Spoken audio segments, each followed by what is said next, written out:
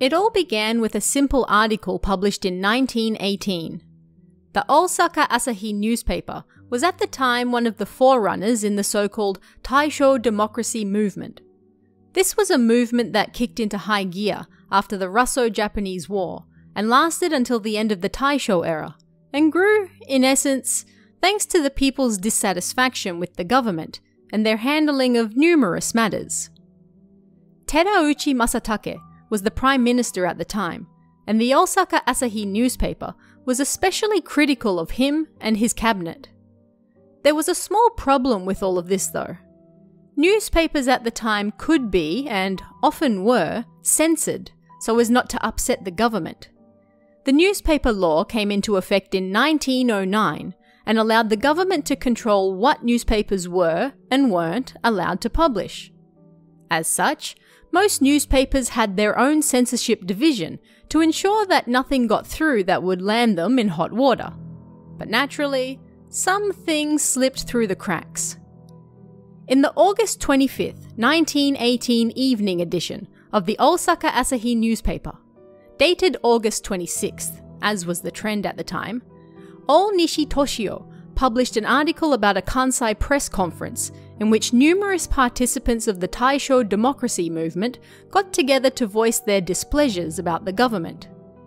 Onishi had been covering these particular types of rallies for quite some time, and the mere act of reporting them never caused any real stirs.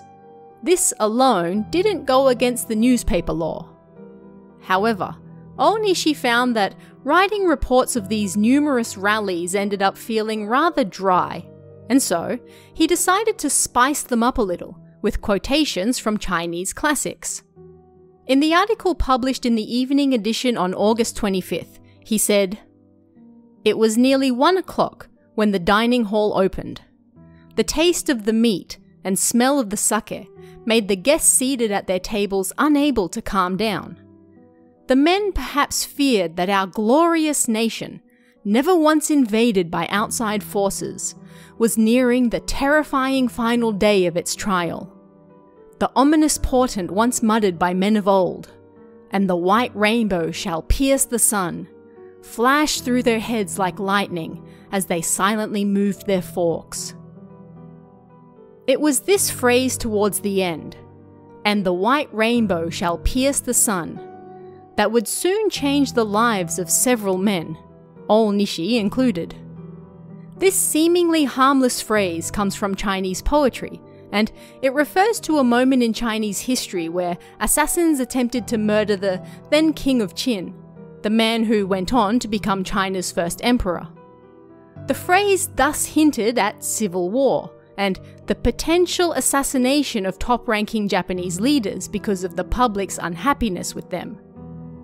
Naturally, once people in the government discovered this had been published and was circulating, they were less than pleased.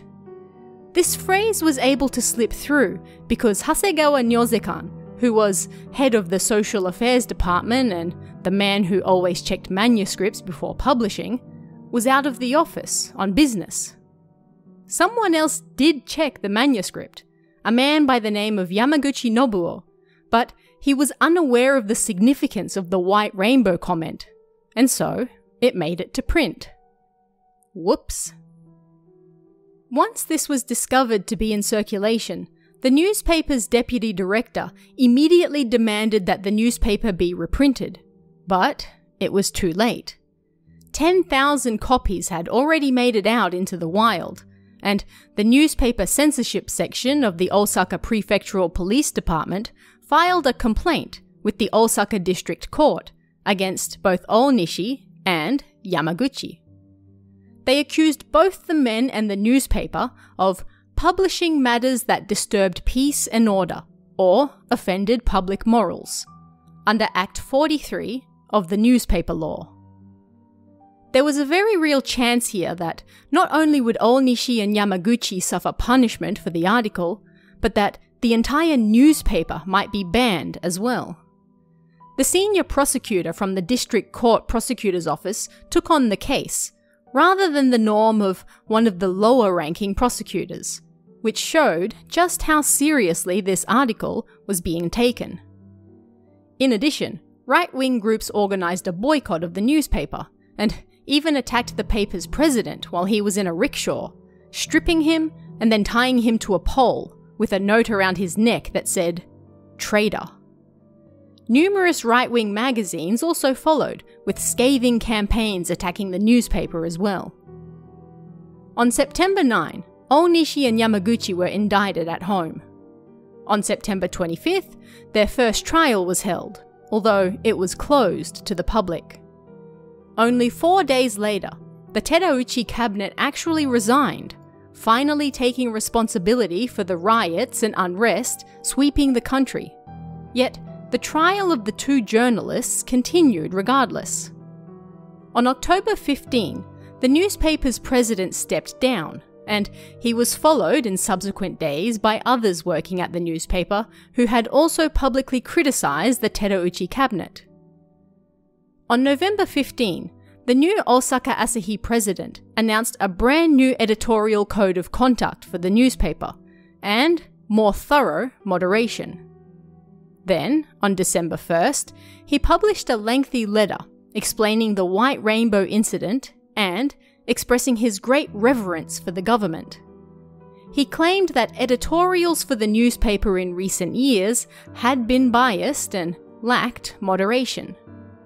His efforts resulted in the newspaper escaping a ban, but on December 4th, both Onishi and Yamaguchi were sentenced to 2 months' prison each.